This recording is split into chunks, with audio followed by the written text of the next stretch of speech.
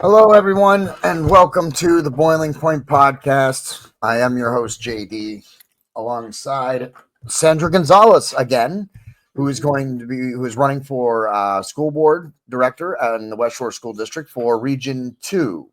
Three. 3. Yeah, that's Region okay. 3. Kelly Brandt is running for Region 2. Kelly Brent is in Region 2. Sandra Gonzalez is in Region 3. And those are both people you want to vote for. And that's including in a couple days, in 2 or 3 days, the primary on May 20th. Don't forget the primary on May 20th. It's an important thing. A lot of people have cross-filed. A lot of people don't know this. In Pennsylvania, at least at the local level, at the school board level, you can cross-file. Yeah. So, and everybody, all of the Democrats do that. So that way they have a chance to just knock their opponent out in the primary, and then they don't even have to face somebody in the general. Right. So it's important to go vote May 20th in the primary. That's this Tuesday. Marcus Frederiksen played us in. He plays us in and out of every episode. Check him out, reverbnation.com/Marcus Frederiksen, and share out your favorite song. All right, let's get right into some stuff, and I'll plug some more stuff like the storefront at the end of the episode. So, Sandra, a lot of things are continually happening, as seems to be the story of the last 2 or 3 weeks with the West Shore School District. Every time I wake up, it seems like things are hopping off. Yes. And today was no different. We already had an episode scheduled, so this was perfect timing. These people really do know how to coordinate excellently with us, don't they? They release this stuff right when we're about to shoot episodes, and it just works to our favor. Yes. Now I'm not going to bring the visual up because I don't think most of their words are not worthy of being dignified with a response. But we are going to talk about this post that was posted in one of the group pages, and it was about you, basically smack talking you through the whole thing. And promoting Brian Geiswhite. So the first thing we're going to do, I was going to put him in here, but it's got names on it and stuff, and I'm not trying to. We got enough to deal with right this second. I'm not trying to. Let's not even mess around. But we are going to address the comments. So the first thing that was mentioned about you in the thing, we'll handle the Brian Geiswhite stuff. We'll circle back around to that in a minute. But apparently this person wants you to tell people how you're qualified for the job that you are seeking. Of course, it lists that Geiswhite's qualifications and experience are undisputed. Of course, That's it doesn't actually list those qualifications unless the above are his qualifications, and I'm about to rip those apart in a few minutes. So why are you qualified? Well, first of all, they are angry at me because I sarcastically refer to them, when they refer to themselves, I should say, as the experts. When they go on this diatribe of, we're the experts, you have to trust us, we know what we're doing, just calm your little selves down and go away. And to which I get up and I say to the conservative members of the school board, please don't listen to the experts. Look at where they got us. When you look at the test scores, when you look at the condition of our youth in the West Shore School District, and their lack of well-being comparatively to, let's say, the 16 years prior to Brian Geiswhite's term, and you compare them, and they're not good. So I said to them sarcastically one time, referred to myself as uneducated, because that is the way they poise themselves and frame us in the conversation. Yeah. They're constantly talked down to as though we just need to sit in the little chair like little baby birds being fed by Mama Bird, and there'll be nothing to worry about. Yep. So that's where that came from. And so often it is the David against Goliath. Okay. Yeah. And David was a little shepherd boy. Goliath was a large, well-trained soldier. So for me, I would compare myself to little David, who grew into a mighty king, by the way, and Israel's greatest king, peace on every border. So they would love to think that I am unskilled for this, but I will tell you this. I raised 4 children, and mostly in the West Shore School District. We moved into the West Shore School District when my oldest son was in 7th grade, I think. And from then on, and he now is 36. So been in the West Shore School District a long time. Yeah. Out of my 4 children, JD, all 4 of them I pushed on to higher education. Okay. And I'm an ordained minister. I have an associate's degree in biblical studies, and I'm an ordained minister. And I am well taught at the feet of Jesus. I will go toe to toe with anyone. But let me tell you something, JD. The ones that I'm giving my time to is the voter. In my region, I'm going door to door. And I share my story with them. And I converse with the voters. And I satisfy their questions of me. And we will see on Tuesday the scorecard that those voters give me. And that's where it counts. The reason they're coming out like this is we have struck a nerve. Yeah. And I sent out a mailer. And that mailer, I have gotten, you don't know how many phone calls from super Republicans who have reached out to me, just thrilled with that mailer. I have seasoned Republicans who have held office for more than a decade reaching out to me and saying, that was amazing. So not only did I frame my qualifications, and anyone who knows me, listen, if you have any questions, just go back and review some of the footage of the West Shore School Districts and listen to me fighting for our children and fighting for the taxpayer. And you will see my qualifications because I stand on my own 2 feet in those meetings. Figuratively, of course, I hold my own.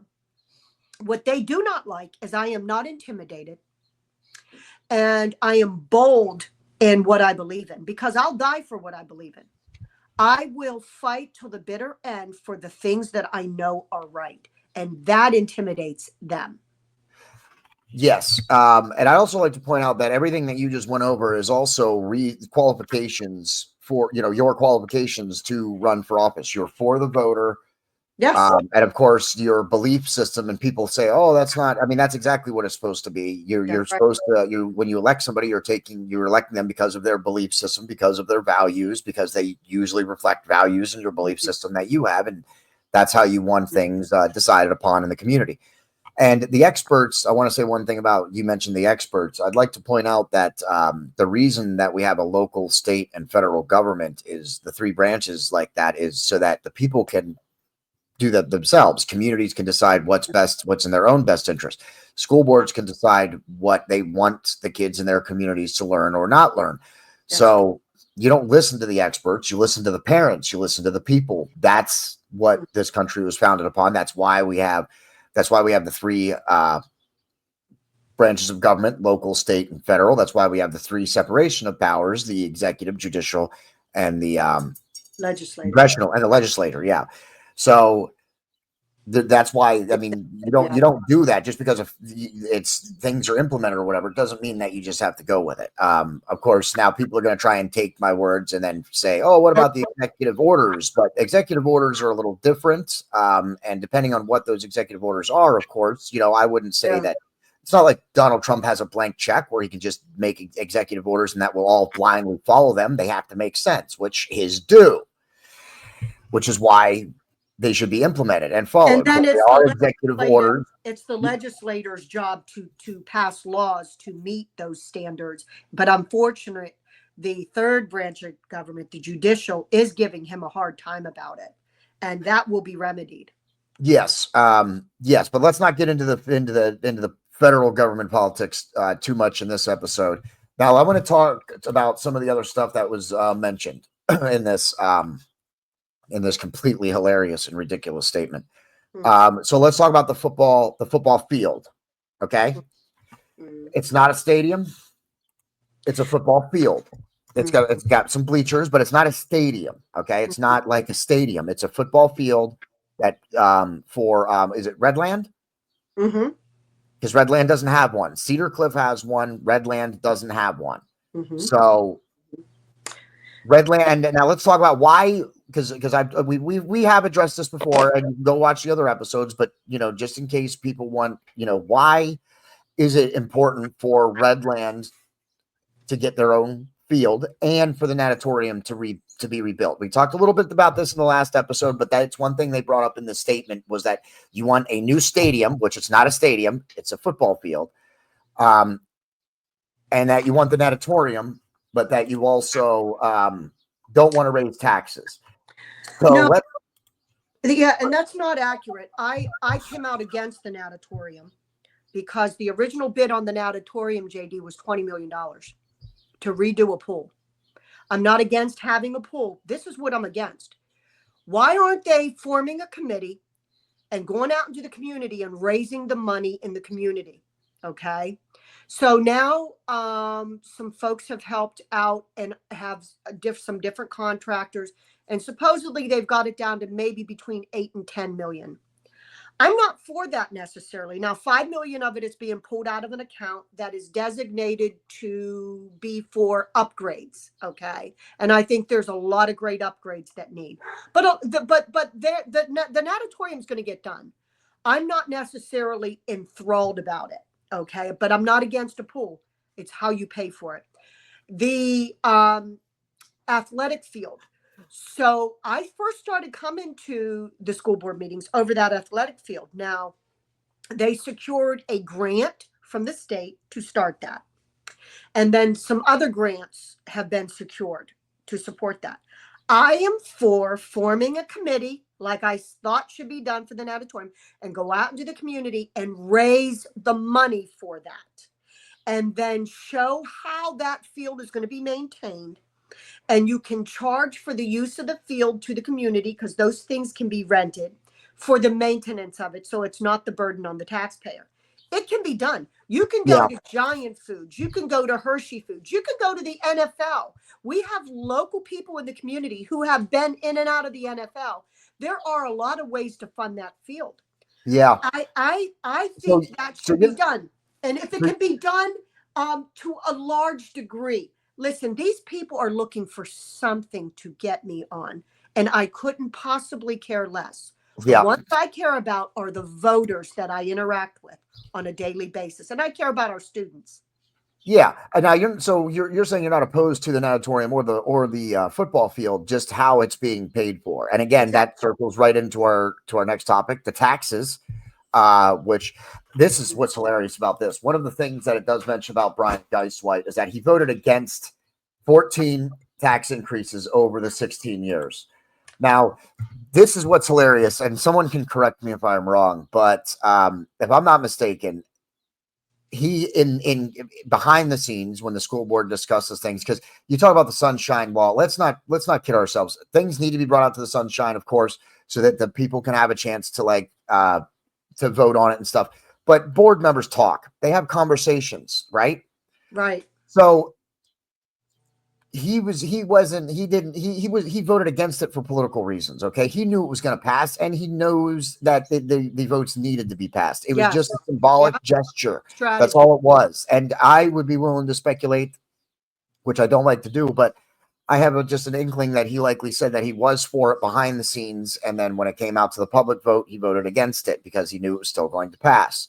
Mm-hmm. So, which happens a lot at some of these school board meetings. When you see that one no or those two no's, mm-hmm. more often than not, it's something that they conceded to in a policy meeting or when they were talking before the meeting, and then just decided to make the public vote against it as a symbolic gesture to their voters. But the tax increase, I mean, in my opinion, is horrendous at the West Shore School District. It just got voted on to be raised again this next year. Yeah. So what about the taxes? You are against a tax increase. Well, here's or continuing to increase the taxes, right? Where are the spending cuts? That's my question. Okay, maybe you have to periodically raise a tax with, cost of gas, the whole thing. But where are the cuts? Now here's the thing. Last year, they did a 5.5 rate hike for the York County side of the district. The Cumberland County side had a slightly different mill rate ratio. In that meeting, Brian Geiswhite was not in physical attendance, and they were at a gridlock, and it wasn't going to pass because we came against some of the conservative members because their preliminary vote was for it. Everybody but Heidi Thomas was for it. And at the end of that meeting, I got up and I let them know, man, we're going to plaster your names on billboards. I said in the meeting, you can pull the footage. I remember that. I remember it. Following month, or either the next week or the following month, when they did the final vote, the one that actually counted, Brian was not in physical attendance. It was not going to pass.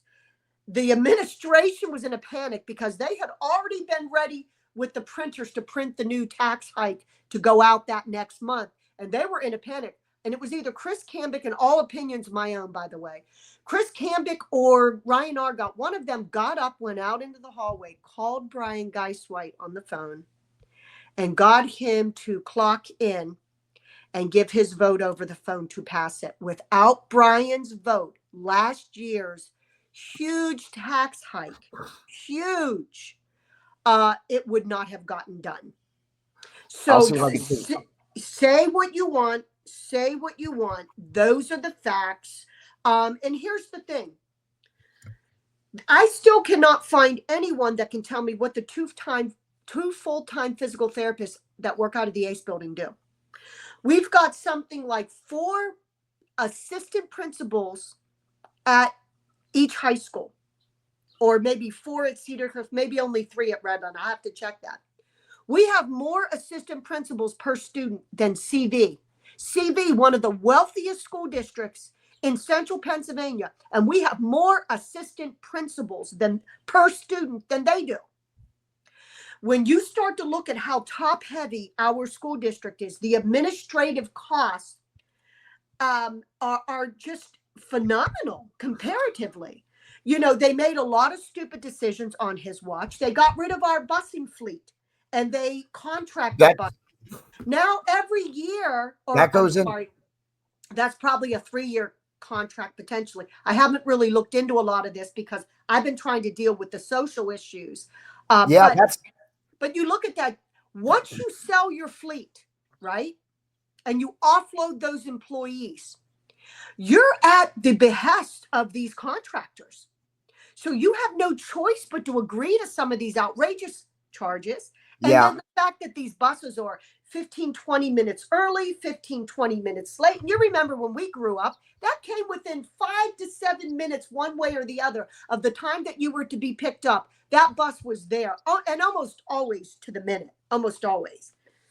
So and you guys have a lot of busting problems this year. A lot. You guys don't have enough drivers. They just switched companies on us, I think. Yeah, and you guys need, I think so. We'll see how it goes. And that goes all to the budget. That all goes to the budget, and people saying that you and Kelly aren't the fiscal conservatives, but this goes to what you're saying exactly, though, that some of these things have to be done and they have to be paid for. And because you don't do it the right way, you end up in a situation where you're paying extra for services that you need. Mm-hmm. And when they were going over that budget, JD, Dr. Stoltz, I got calls the day before. He put out, these are the jobs that we're going to cut if you don't give us our tax increase. And they were like the teacher's aide type people.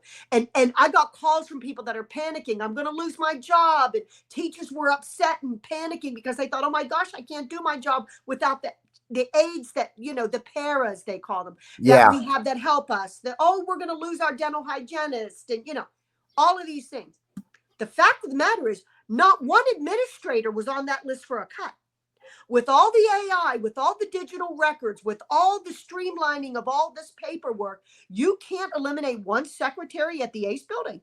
You're going to panic. So guess what? They got their tax increase. None of those jobs are going to go. But guess what else isn't going to go?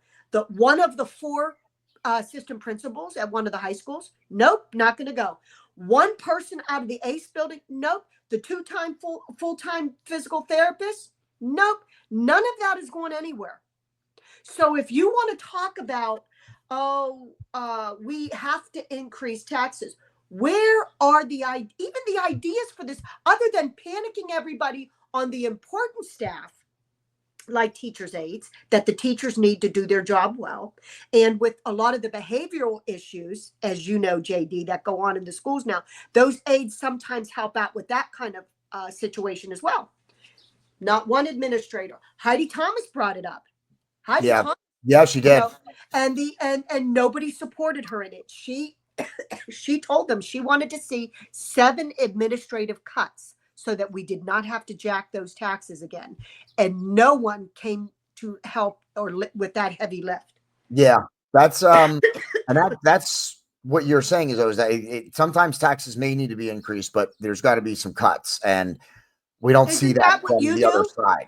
Isn't that what you do, JD? When you look at your budget for the month and you have a shortfall, don't you look at the discretionary spending and you look at things that maybe you thought were important last month, but now that your medicine has just gone up, now maybe this item has to go. Not That's just what we all do. not just personal budget, but the budget for the show, the budget for the podcast. That comes out of me and Ms. Paz and Pastor Gavin's and Mariana a little bit like that. The 4 of us paid for the majority of the costs associated with the Boiling Point podcast. Me taking on usually the most of it.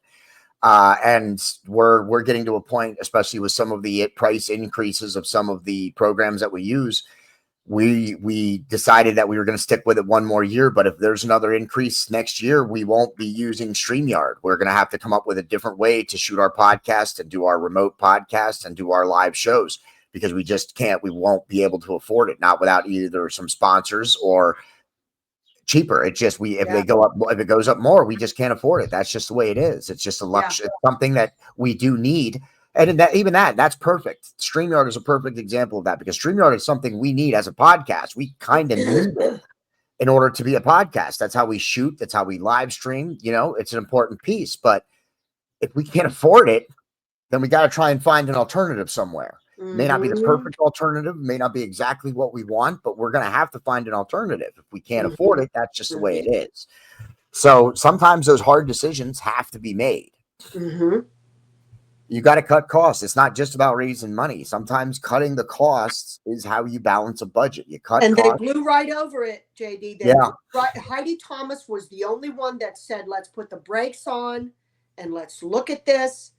And it went nowhere because she couldn't get any of them to bite at the bit. They went, and I think we talked about this. Maybe it was me and Mariana, or maybe it was you and I can't quite remember. It was almost like when you're a kid and you really need $20, but you ask your mom for 100 and she goes, what? And then you go, oh, how about 20? And she goes, oh, here, honey, relieved that it's not 100, right? It's a tactic. They started out with this huge amount, and then, oh, but we can do with 2.3 or whatever they were. Yeah. Oh, okay. Oh, that I'm okay with. And then everybody but Heidi, I think, went along with it. And then in this last vote, I do the same. I do the same tech. Go ahead. Some of the others chimed in then and went ahead and voted no on it because they're up for re-election. Go figure. Yeah. And I use the same tactics when I'm negotiating. It's a good negotiating tactic. Which is why Trump gets so much done, because he's the negotiator. Exactly. Yeah. Now the last thing, unless there's something else that you'll want to address, I want to talk about, of course, there's an audio clip going around of a private meeting that was had last year sometime, a meeting that I was even a part of. This meeting wasn't supposed to be recorded. It was a private meeting for voters, and it was a private meeting. It wasn't nobody was supposed to be recording. It wasn't supposed to be recorded. So this is going around now, and of course everybody's referencing it and everything, and it's personal talk, and you can't go off personal talk. So I just wanted to point that out there, that you can't just go by the little bit that you heard at the beginning before the meeting actually gets caught. Because I was reading this thing and they mentioned something that was referenced in that, which was recorded by somebody. Again, I can't stress enough when you're having conversations with people, because it's illegal to record somebody else without their knowledge. Okay, let's just be clear about that. That's illegal. All right, and that meeting was not to be recorded. So that's illegal. That's just the way it is. So other than that, though, people will do that stuff though. They'll record because it could take weeks or months to actually try and follow through with what we're trying to do with that video clip that's out there right now. Because I've already filed complaints with Facebook and have already taken steps to have that video taken down because it's not supposed to be public. It's not a public video. So but that goes to what I'm saying. You always got to be careful about what you say to whom, because a lot of people will repeat information that you've said, and they will take it out of context and they will present it in the light that they want to. Mm-hmm. So always be careful about what you say to people. Be careful about people who might be recording. It's unfortunate, but that's the way it is, because they're going to take your words out of context. It's going to happen. It happens every single day. There's a Judas in every group. Yeah. And even, people will always do it. So, yeah. Okay. Now let's talk real quick about the middle school, the Allen Middle School. Is that right? What in reference to what about Allen? It needs repairs. The renovation. Renovated. Mm-hmm. Yeah, it needs renovated. Mm-hmm. So let me paint it to you in this light. Let me present it to you like this then. You got the football field, okay? The field. You got the natatorium. Now you're for getting some outside funding, so it doesn't all have to fall on the taxpayers' burdens. And they have gotten grants for a portion of the football field, and I think they have some grants for the natatorium, but not enough to cover the whole cost. I'm sorry. Excuse me. So with all of that, and Allen Middle School needing renovated, how can we afford all this? Shouldn't the renovation of the middle school, should that not take priority maybe over the football field or the natatorium? Well, it certainly should, because let me go back and just say this about that recording. They're doing that, JD, because they're losing the narrative. They're losing the truth on their side. I couldn't care less about it. It was a call that I was on. I didn't really contribute other than I thanked them. I had never heard Lois before, and I had heard a lot about her and how knowledgeable she is and what a help she is. And I thought, I'm going to sit in on this and just listen. That's pretty much what I did at the end. I just announced the Boiling Point podcast is here to help. That's pretty much the only thing I said in the meeting. So they can do that all day long. I couldn't possibly care less. As far as the renovation, their plan, they say, is to close New Cumberland Middle School. And that will save money. They're going to combine those two schools. And the administrative costs will be saved, because instead of having two principals and, this many of this department, the nursing staff, this kind of thing. And then also with a dated building such as New Cumberland, you have a lot of repair and upkeep and things like that. And Allen is a newer facility. And then it's certainly whatever addition they put onto it will be more energy efficient and such. And that's a good thing. That is. But yes, that's where I'm at in my mind, is you only have so much bandwidth to focus. Okay. And the natatorium sucks all the oxygen out of the room, and the stadium. Now, if the budget shortfall and the high taxes weren't an issue, maybe you would be able to facilitate all three seamlessly. But they have a habit of out of control spending. This has been their habit. And along with that, it's not accompanied with the stellar statistics on our test scores and our student performance. Those two do not equate. It makes no sense when you look at one versus the other. One would assume the more money you spend, the better everything is, and that's not how that works in the education system. Not against the natatorium. Why now? Why it has been needed to be done, they say, for 15 years. Okay. My opponent has been on the school board for 16. Why didn't he address this then? Right? Why wait until all the other buildings are dilapidated and all these other things are going on. We have grade schools that have no air conditioning and have to be shut down for a week at a time. And parents have to take off work to stay home with their children. Even though they're remote learning, you still have to be home with those children and such. So you've got a lot of what I call mismanagement for the last 2 decades, I would say. And the taxpayer is fed up. So now they're working on grants, and I do think it would behoove the school district to hire a grant writer. Somebody stated, and I need a don't know, grant writer. I don't know what the truth of this is. Someone said, "Oh, we're only allowed to accept so many grants per year." I don't know if that's true. I want to look into that. But there are not only state grants and federal grants. There are Walmart grants and Hershey Food grants and some of these big corporation grants and Microsoft grants and and a grant writer, a good grant writer. A good grant writer knows how to track a lot of that down. So I think Kelly is working on that right now, which I commend her for, because I do think that will be an important piece of the puzzle. But where they're trying to get me on is disingenuous. It really is. Yes. The message that's going around is, of course, completely ridiculous. I mean, I'd love to be able to just sit here and parse every single word of it, but we just don't have that kind of time. And they don't say it to my face, JD. Not one of them. I'm in those meetings.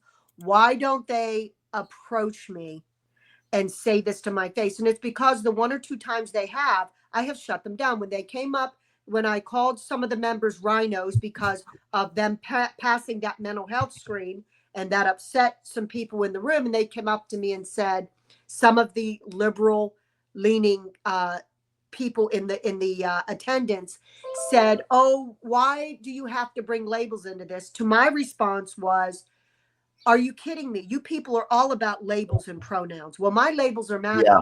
My pronouns are MAGA. That's where I stand. And I wear the Trump shirt every day for well over a year now, because I want people to understand what I stand for. To me, that is boldness. That is saying I'm not intimidated by you. I'm backing the president and his agenda. I stand for those same principles. I stand for those same standards. And I'm proud of that. I ended up getting hired by the Trump Force 47 campaign because of my support for the campaign and for the team. I'd like to replace your Trump shirt with a Boiling Point podcast shirt, though, Sandra. That's the only thing I'm going to say about that. I will do that. JD, the reason that... Just alternate then. Just alternate. Well, here's the thing. The reason I do that is because the heavy lift that the president has, that he's trying to get across. And there's so much buzzword about how we have buyer's remorse and we regret voting for him. And I do this because I'm trying to encourage others. Stand strong. Stand bold. We're not intimidated by you. We do support the president. We do support his agenda. So that's why I do that. Yeah, absolutely. All right. Now, to wrap up, I want to go over a couple of things because it lists a whole bunch of things about Brian Geist-White at the front of this. And Sandra, if you're okay with it, you're more than welcome to get involved with this if you want to also. Of course, we already addressed him voting against the tax increase. This year. It's easy to do that. It's easy to do that when you know it's going to pass and you just want to try and save face to your voters. They didn't refute my statement in the mailing that I put out. And I'll have to send you a copy of that mailing, JD. In the mailing, I said he voted for the huge tax hike last year, 2024's huge tax hike.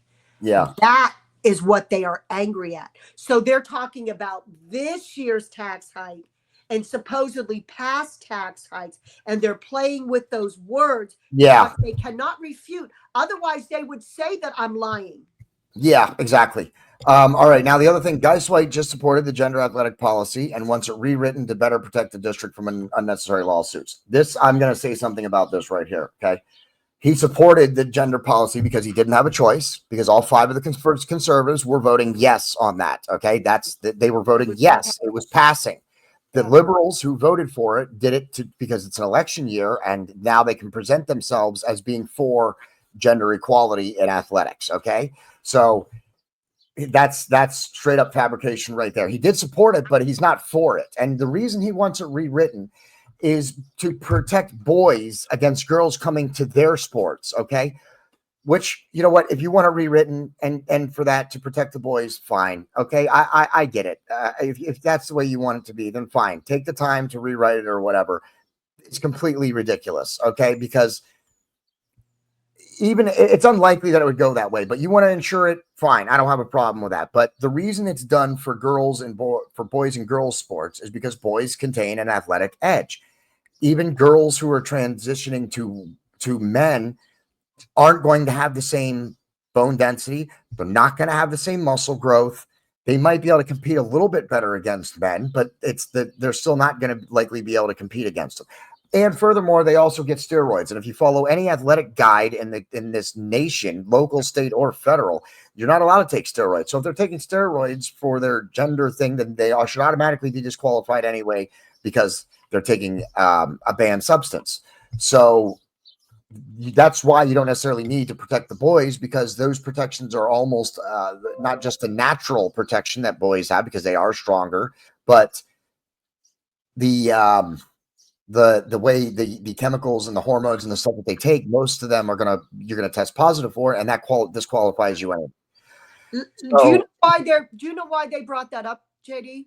Because they're going to lose on that issue, because that issue alone is going to cost them votes. The mailer that I sent out, and I'm going to, as soon as we get off here, I'm going to send you a copy of it digital. The mailer that I sent out, I snapped a picture of the logo on the gender neutral bathrooms at our high schools. Yeah. I put on his watch, the bathrooms at our high schools on his watch. They are angry. Now, those bathrooms have been there a long time, and he has done nothing. Now, Heidi Thomas is addressing this, but he has done nothing to help with that issue. And so they're trying to use his vote the other night to try to diminish from what has happened. And as far as this gender or these, boys and girls sports, but, my husband's a chaplain. And in the prison systems, they have men that say they identify as women and they want to go into the women's prisons. And now these female inmates are coming up pregnant, of course. Yep. Who knew, right? Yeah, who knew? Who knew that would happen? Guess what's not happening, JD? Women who think they're men and identify as a man are not going into the men's prisons. No way. Not one. No way. Of course not. Tell you something. Case in point. Now, you said about the bathrooms, and that goes to the last point here on this little bulletin board. Claiming that he wants boys and girls in the same locker room bathrooms is blatantly false. No, it's not, because actions speak louder than words. So nice try with your whole nonsense thing. And Guys White does not support that and has never said so.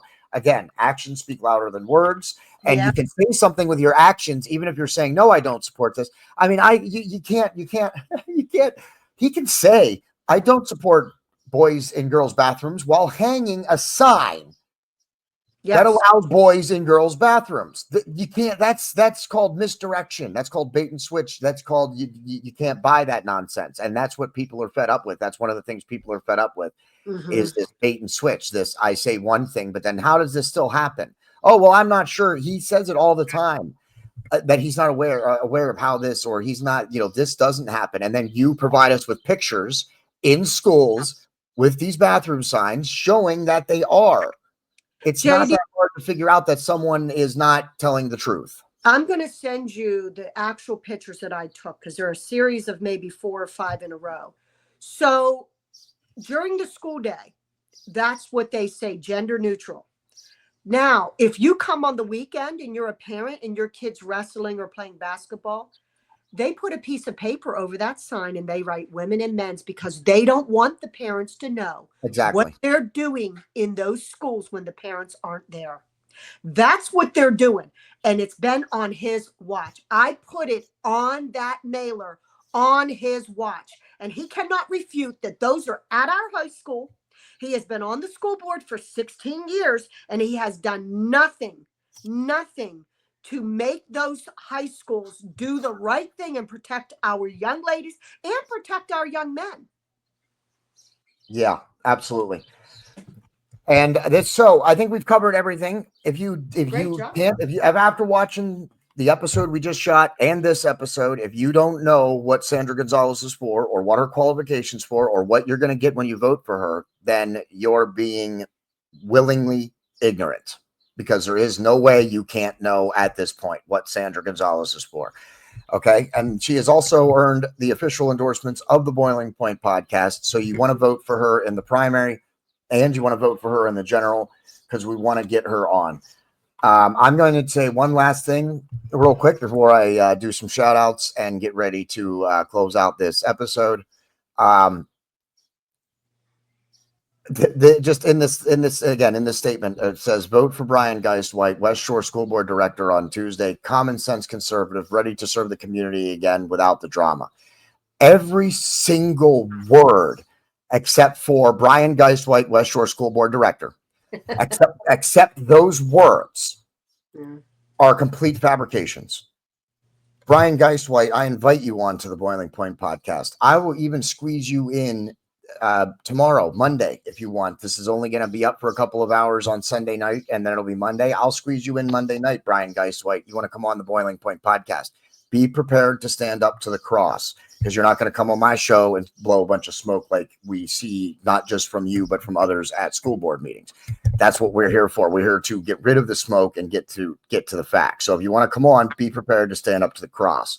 But I do invite you to come on and refute anything that we've said about you, because we have evidence and proof of it. So I expect I won't hear from you.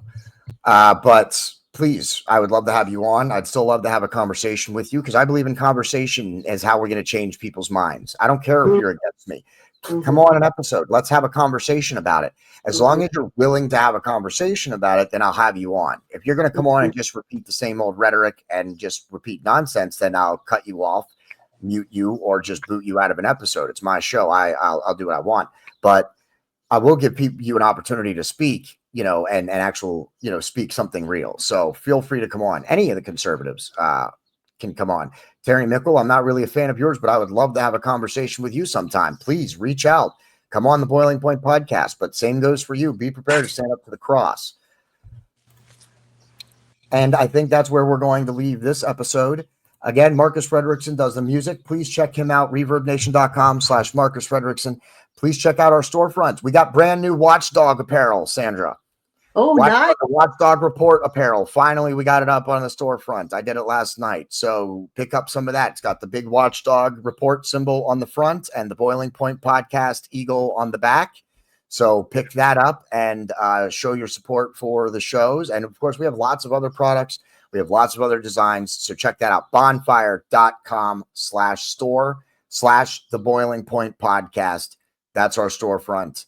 Pick up something, and please also share it out. That would also help us a lot. And share out this video. Hit the reaction button. Share out this video. If you're still watching, stop what you're doing. Hit that reaction button right this second, and then go hit the share button, because that will help us with the circulation and reach more people. So please do. It doesn't take much to hit that reaction button. It only takes a few seconds, and it only takes a few extra seconds to share it out too. So please take those few seconds, hit that reaction button, hit that share button. And if you want to, you can leave us a comment. Leave a comment for Sandra. The primary is on Tuesday, but we got a long way to the general. We'll have Sandra on again to continue talking about the issues. The Boiling Point podcast is going to continue to hammer all of these issues, including the bribery. We didn't mention it today, but that's because we've already covered that with Sandra. We're not going away from it, though. We'll keep hammering it every day. The races, we will talk about who's running and what they're for and what they're not for. We're going to do that all the way up to the election. We're not going anywhere. We're going to keep hammering all of this stuff in. That's exactly what we're going to continue to do. They don't like that we're doing it. They're running scared. We have them on the ropes, and they're starting to get fearful, and they're starting to get crazy, and they're going to start throwing haymakers and Hail Mary passes, because they're backed up, and they're going to have to do something drastic to try and get themselves out of it. But we already got everything in place. We already have every position in place. We already have every contingency planned for. Do you know why that is, Sandra? Do you know how we already have all this done? Because we have the truth on our side, and we have facts on our side. And when you have the truth and the facts, you don't need nothing else. You don't have to paint a pretty picture. Sometimes the truth and the facts aren't pretty, so you don't have to. You just present them. That's it. So that's why that's why we're not fearful, because we have the facts and the truth on our side. So we don't have to be fearful. We don't have to worry about it. Amen. With that, thank you, Sandra, for coming on an episode. I look forward to coming on it again. I hope people enjoy this episode as much as they enjoyed the last episode. I got a lot of good reviews about the last time you were on. I hope they like this one just as much. Thank you for tuning in. I am your host, JD. That's the end.